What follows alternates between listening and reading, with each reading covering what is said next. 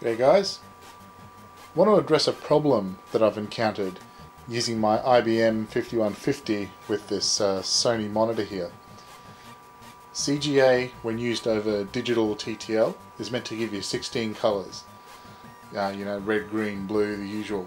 There's a yellow colour that you get that when the intensity bit is high, you get a bright yellow. When the intensity bit is off, the circuitry in the monitor is meant to convert that to brown so that you actually have a usable brown color.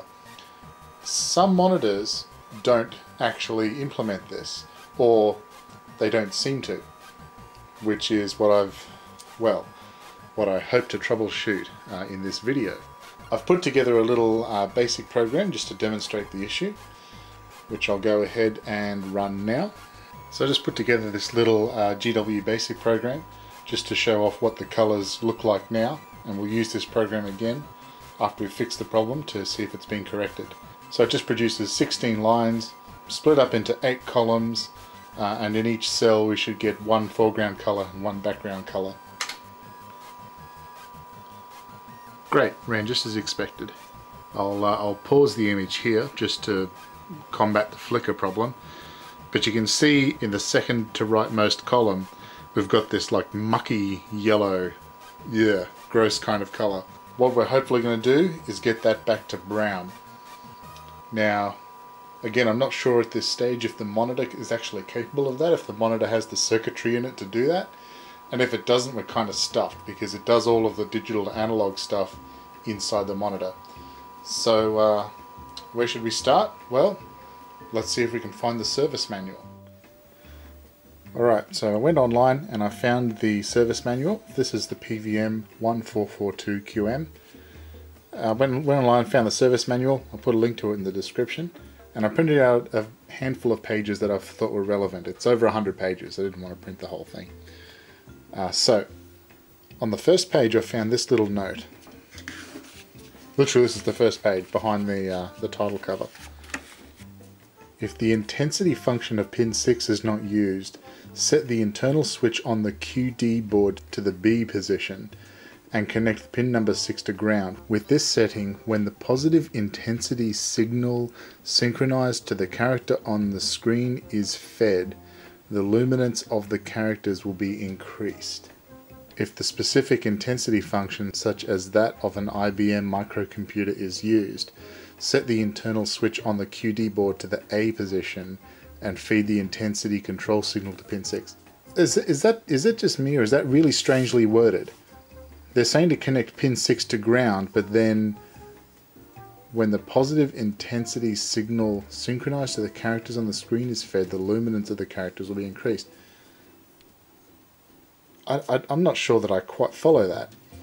However, it talks about the QD board, and being the service manual, of course, we have the block diagram of the QD board here, which actually starts here.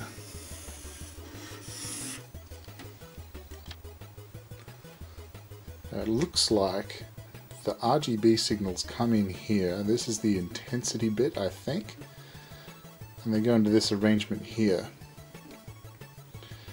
And they're tapped off and they go into this IC, and if I go to the parts list I find that this is just a 7.4 series, I think it's a demultiplexer. You put 3 bits in and you get 1 of 8 out, like a decade kind of thing. And if we look at the output, it's got 1 bit here that's attached to the red and green outputs from this arrangement here. Just the red and the green, not the blue. And there's some sort of switch here, S102. I wonder if this stuff here is designed to generate brown.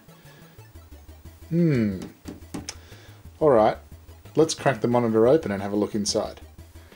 Well, thank you to those kind folks at Sony for putting the little Sony arrows next to the screws that need to come out. it looks like we just take the screws out and the top will slide off like a computer case. With a bit of luck anyway.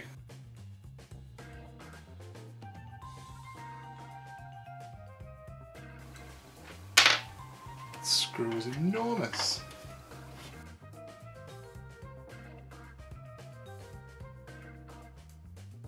Right, now with a bit of luck,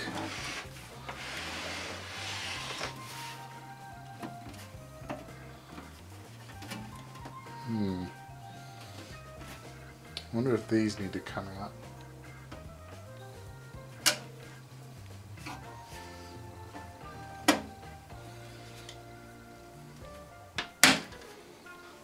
No.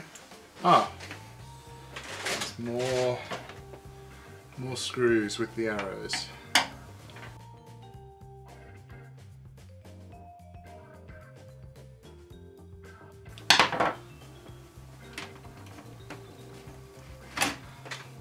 Yep, there we go.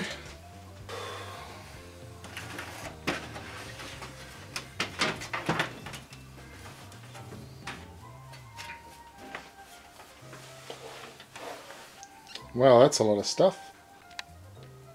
Right. There's the QD board.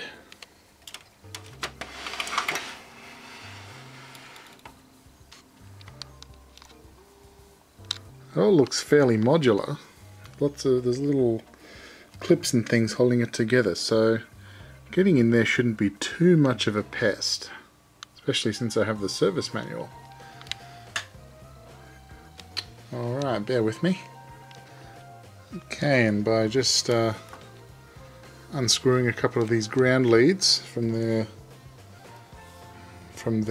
mounting spot, we've got access to all the input circuitry. There's the QE and QD. So I guess I just need to unplug some stuff and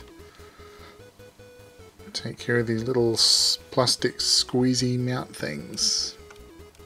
There's one over there too.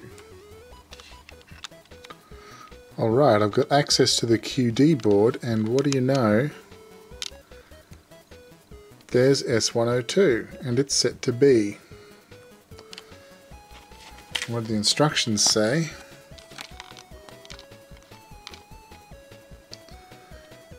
If you don't want to use intensity, set the switch to B.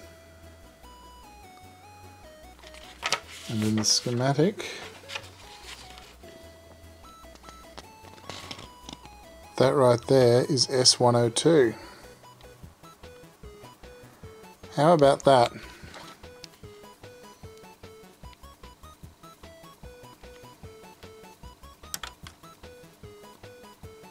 And that should be it.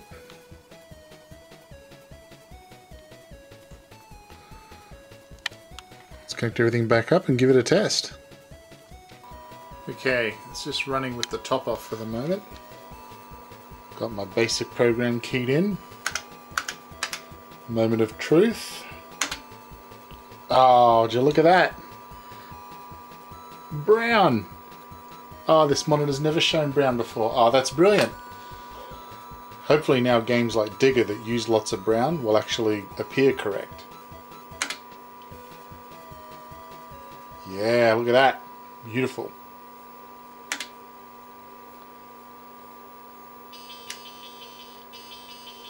Oh, this looked so ugly before.